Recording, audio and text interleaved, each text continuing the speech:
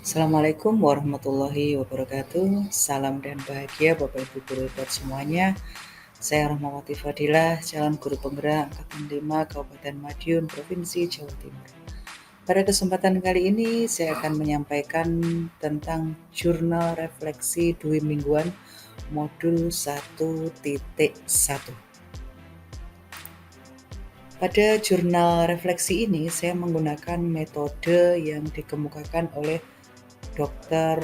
Roger Greenaway, yaitu model refleksi 4F, yaitu facts, peristiwa, kemudian feelings, perasaan, findings, pembelajaran, dan future, penerapan. Berikutnya, dari rangkaian model refleksi yang saya ambil, yang pertama adalah facts atau peristiwa, bahwa di dalam pendidikan guru penggerak ini, yang pertama adalah diawali pada tanggal 18 Mei tahun 2022, tepatnya pada hari Rabu, yaitu pembukaan pendidikan guru penggerak angkatan kelima oleh Menteri Pendidikan Bapak Nadiem Makarim. Kemudian selanjutnya setelah dibuka dan diresmikan pada hari Kamis tanggal 19 Mei 2022, pertama kali LMS untuk pendidikan guru penggerak dibuka dan diawali dengan pretest, yaitu pretest modul 1.1. Kemudian setelah itu mengerjakan submateri mulai dari diri dan eksplorasi konsep. Berikutnya, setelah pretest dan kemudian dibentuk kelompok sesuai dengan masing-masing kelas yang difasilitasi oleh fasilitator, yaitu Bu Erna Tampu Bolon. Alhamdulillah, kemudian dengan pengajar prakteknya Bu Anis dan teman-teman calon guru penggerak satu kelas, yaitu kelas 57. Dan diawali dengan perkenalan pertama melalui video conference, yaitu melalui aplikasi Google Meet, dan alhamdulillah sangat luar biasa bagi saya, excited karena difasilitasi oleh fasilitator yang luar biasa, energik, kemudian penuh dengan motivasi dan selalu mengawali kelas itu dengan ice breaking dan kemudian dengan pengajar praktik yang luar biasa dan tidak kalah seru dan tidak kalah kompaknya, yaitu teman-teman satu kelas calon guru penggerak kelas 57. Dan setelah dilakukan perkenalan pertama melalui Vicon dengan aplikasi Google Meet, kemudian dilakukan lokakarya orientasi, yaitu lokakarya yang pertama kali untuk memahami dan mendapatkan wawasan tentang bagaimana program guru penggerak ini dijalankan, kemudian tahapan-tahapan apa saja yang harus dilalui, dan lokakarya orientasi itu dilaksanakan di Madiun, tepatnya di Hotel Kartika. Dan ternyata ketika bertemu dengan sesama teman-teman calon guru penggerak dan juga dengan pengajar praktek, sangat luar biasa. Yang awalnya pada waktu menerima undangan itu agak sedikit nervous ataupun berpikir yang nanti seperti apa pendidikan dan seterusnya, apakah bisa menjalani dan seterusnya, ternyata ketika di lokakarya orientasi kemudian mendapatkan pemahaman tentang tahapan-tahapan yang harus dilalui, ternyata sungguh menyenangkan dan bahagia. Kemudian berikutnya, setelah lokakarya orientasi, kemudian kegiatan kolaborasi bersama dengan teman satu kelas 57, yaitu melalui video conference tentunya dengan aplikasi Google Meet, yang mana pada awalnya dengan durasi 90 menit itu rasanya kok lama ya, tapi ternyata ketika berjalan kolaborasi itu sungguh-sungguh luar biasa, dan waktu yang segitu itu menurut kami di kelas kami, dan tentu tidak lepas dengan motivasi dan support dari fasilitator yang luar biasa, Bu Erna Tampu-Bolon, dan pengajar praktik Bu Anis. Waktu yang seperti itu tidak terasa, bahkan menurut kami sering kurang. Ketika ada Vicon dan durasinya sudah selesai, sulit untuk kami kadang-kadang meninggalkan ruang virtual itu, bahkan masih menyempatkan untuk bercanda-bercanda ataupun saling memotivasi satu dengan yang lainnya. Kemudian setelah kegiatan kolaborasi dilanjutkan dengan presentasi hasil kolaborasi di masing-masing kelompok. Yang awalnya satu kelas terdiri dari 12 orang, kemudian dibagi menjadi 2 kelompok, dan masing-masing kelompok itu mempresentasikan hasil dari diskusi di ruang kolaborasi. Bagaimana kearifan lokal, budaya kearifan lokal yang bisa diterapkan sesuai dengan pemikiran Ki Hajar Dewantara di dalam pendidikan. Kemudian berikutnya adalah setelah kolaborasi, kemudian presentasikan, dan ada tugas untuk membuat demonstrasi kontekstual tentang filosofi pemikiran pendidikan menurut Ki Hajar Dewantara. Setelah membuat demonstrasi kontekstual, kemudian ada tugas lagi yaitu koneksi antar materi. Jadi bagaimana mulai dari pembelajaran yang pertama sampai dengan yang terakhir itu dikoneksikan, kemudian direfleksikan kembali bahwa seperti apa pembelajaran-pembelajaran yang nantinya akan kita lakukan setelah kita memiliki pemahaman tentang filosofi pemikiran pendidikan menurut Ki Hajar Dewantara. Berdasarkan hal tadi, yaitu berdasarkan peristiwa-peristiwa yang sudah dialami, kemudian tahapan yang kedua dalam refleksi ini adalah feelings, perasaan.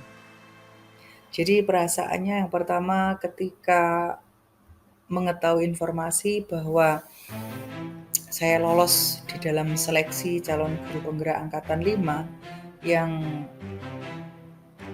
notabene-nya tahapan-tahapan atau proses-proses dalam seleksi yang bisa dikatakan cukup panjang dan sangat luar biasa selektif, mulai dari kita menulis IC pada tahap 1 dengan opsi-opsi pertanyaan yang luar biasa, kemudian pada tahap 2 ada simulasi mengajar dan juga wawancara, dan ternyata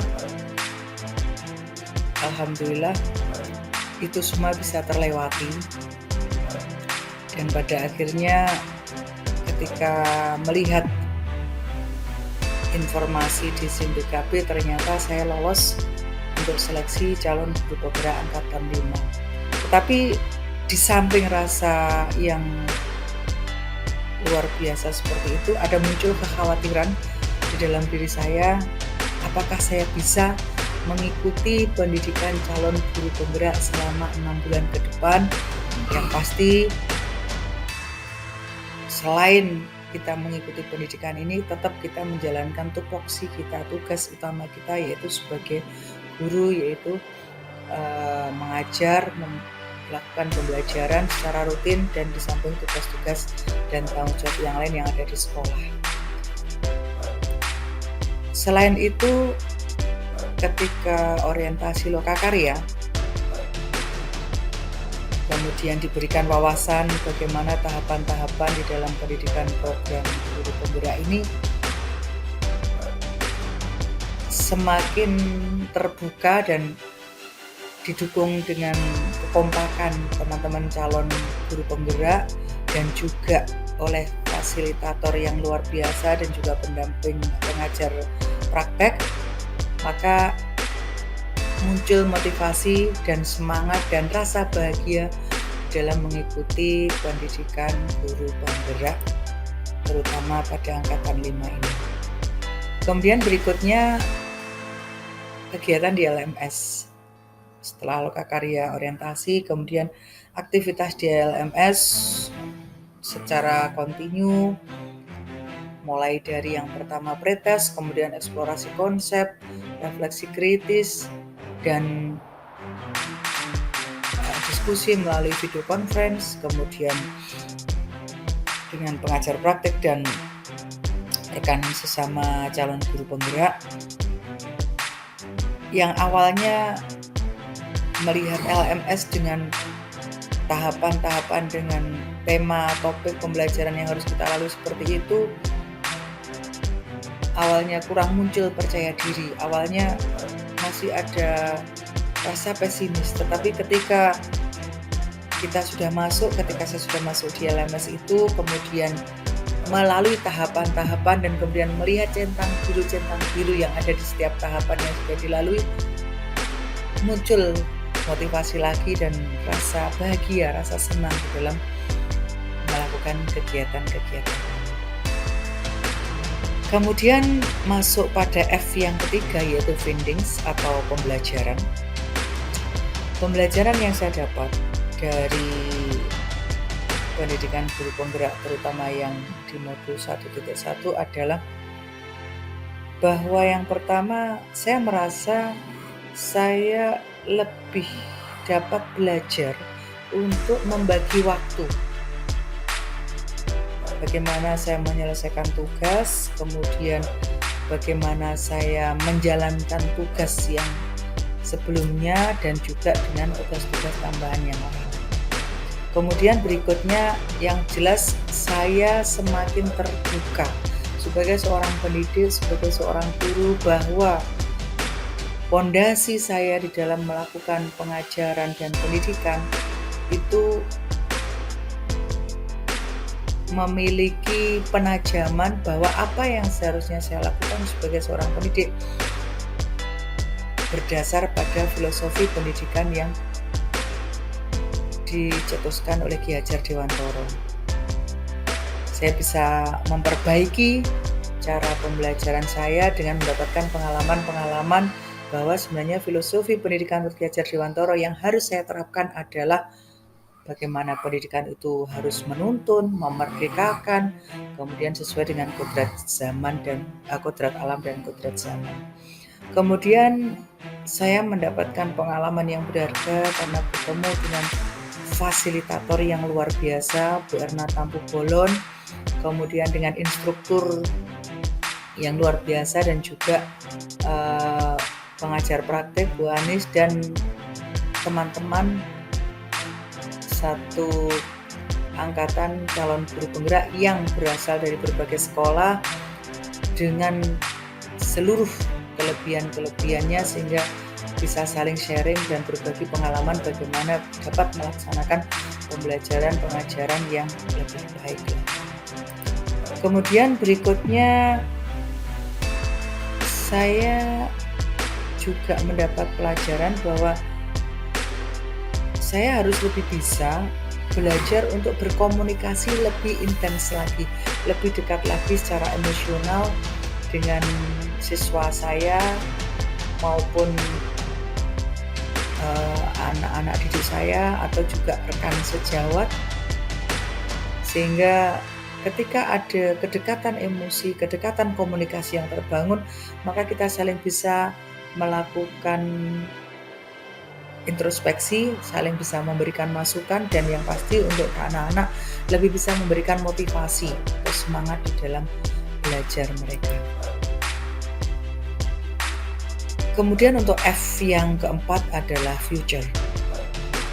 Dari pembelajaran yang sudah saya dapatkan, maka saya harus berusaha bagaimana saya bisa menerapkan pembelajaran yang berpihak pada anak atau student center learning, serta bagaimana saya lebih bisa mengidentifikasi bakat, minat, potensi anak-anak didik saya di dalam satu kelas ataupun di dalam satu sekolah, sehingga saya bisa memberikan pembelajaran, pendidikan, pengajaran yang sesuai dengan apa yang mereka butuhkan, sehingga tujuan pendidikan untuk anak-anak dapat mencapai kebahagiaan dan keselamatan yang setinggi-tingginya, dapat terwujud dan anak-anak bisa mengembangkan seluruh potensi yang dimilikinya dengan maksimal.